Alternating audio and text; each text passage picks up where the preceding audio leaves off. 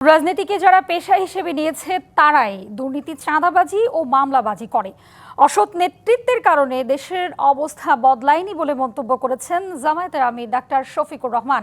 হবিগঞ্জ ও মৌলভীবাজারে নির্বাচনী জনসভায় এসব কথা বলেন তিনি। নির্বাচিত হলে জনপ্রতিনিধি এবং তার পরিবারের আয় ব্যয়ের হিসেব দিতেও বাধ্য থাকবে বলেও জানান ডাক্তার শফিক।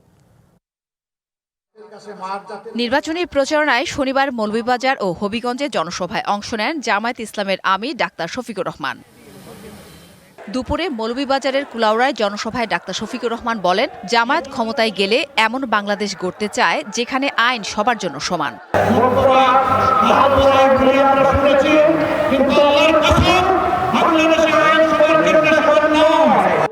নিউ ইয়র্ক সহ বিশ্বের সকল দেশের সঙ্গে অগ্রাধিকার ভিত্তিতে পর্যায়ক্রমে সরাসরি ফ্লাইট চালু করা হবে বলেও অঙ্গীকার করেন জামায়াত আমির।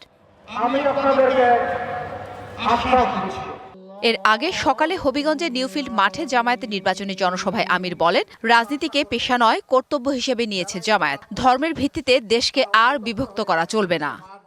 রাজনীতি আমাদের পেশা নয়, রাজনীতিকে আমরা কর্তব্য হিসাবে নিয়েছি।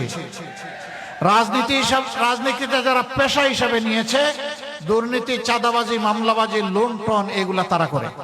যারা নির্বাচিত প্রতিনিধি হবেন তারাই চরিত্র হারিয়ে লুণ্ঠনকারী হয়ে যাবেন, সেই বাংলাদেশ দেখতে চাই না।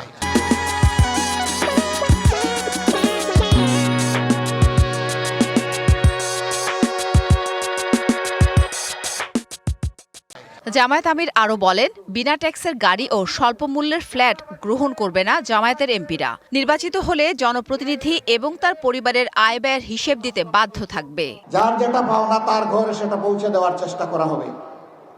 এই টাকা আমরা যদি সরকারে যাই, এটা আমাদের বাপদাদার টাকা নয়, এই টাকা 18 কোটি মানুষের টাকা। কোনো প্লট অত্যন্ত স্বল্প মূল্যে যেটা এমপি মন্ত্রীদেরকে দেওয়া হয়, সেই প্লট আমরা নেব না। ক্ষমতায় গেলে চা শ্রমিকদের উন্নয়ন করা হবে বলেও জানান ডাক্তার শফিকুর রহমান।